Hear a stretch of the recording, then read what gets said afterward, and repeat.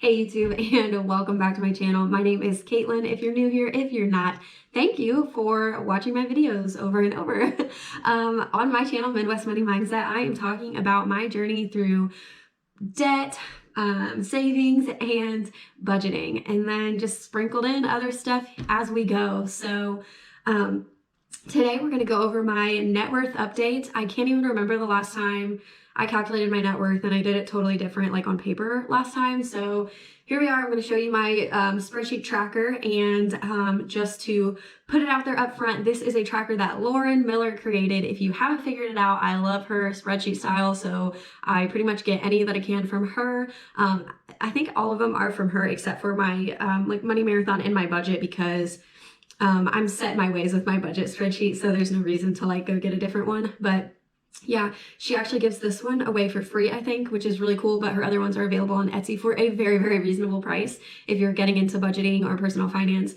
Definitely check her out. I'll link her channel below, but yeah, that's enough of a shout out.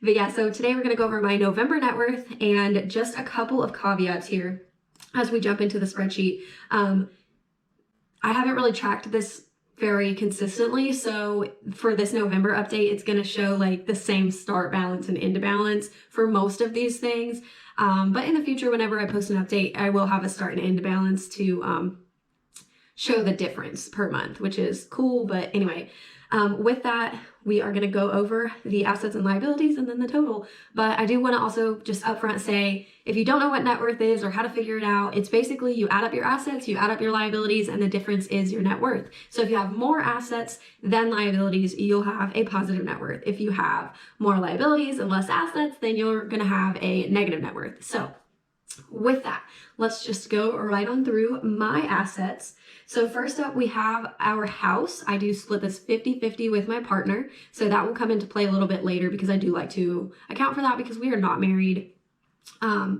Basically, I mean, as far as what married couples do, it's definitely us, but we're not technically. So anyway, I did put in that the house is worth $175,000. I actually think that is grossly underestimating how much it's worth.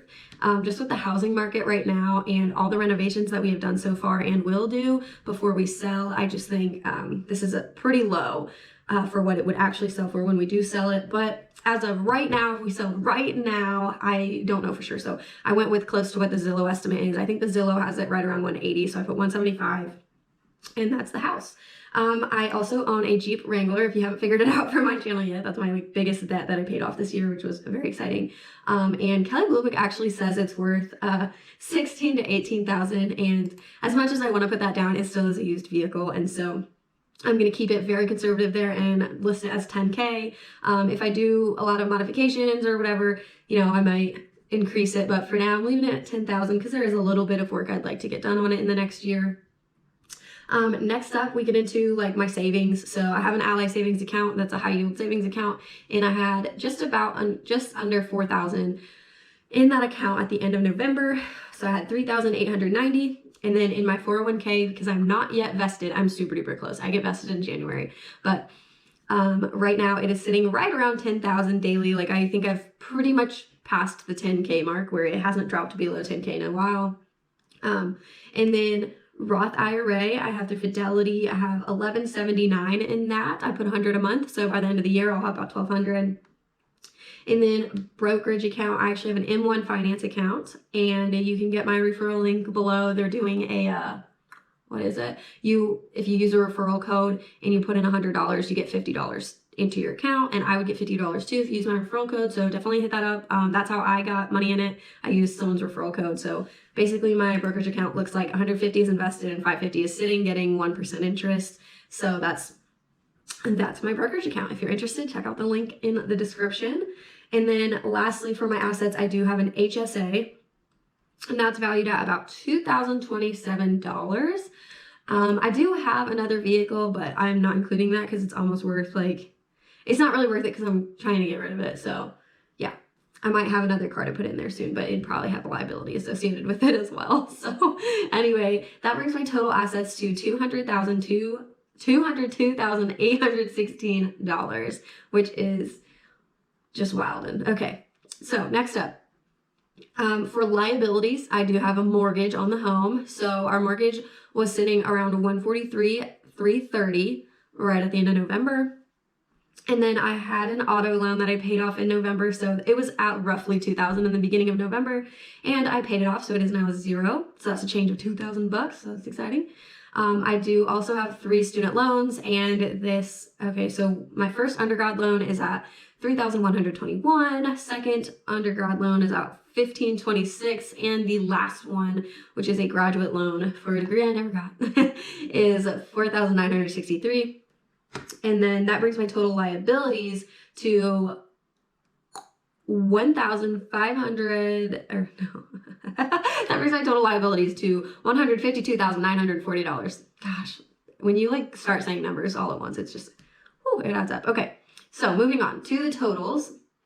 I actually added a line here for this because for me, like I said, we aren't married, so the house is not grouped together. So if we were to sell, technically we would be splitting the profit. And so the equity in our home, I cut in half. So what I do is I take the asset value of the house minus the liability value of the house, and I get the total equity that we have, and I divide that by 2. So that gives me $15,000.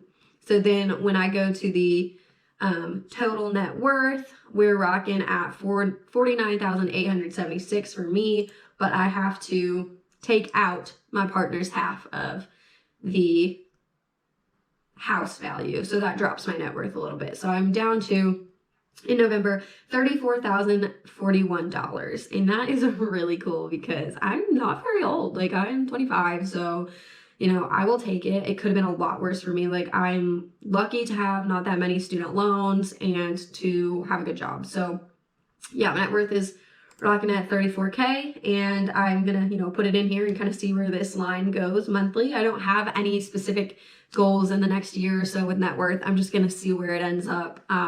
I have, debt payoff goals and savings goals, and net worth is just not top of mind to me. It's just something that's fun to track and know, because I want to know when I hit milestones. So when I hit 50K, that's going to feel really good. Even though I didn't have a specific goal that I was driving to get to 50K, it's still going to feel really good when I can say I'm worth 50K, yo. So anyway, that is it for my net worth update. I hope you guys enjoyed, and thank you so much for watching. I will catch you in my next video, and I hope you have a great morning, noon, or night, whatever it is for you.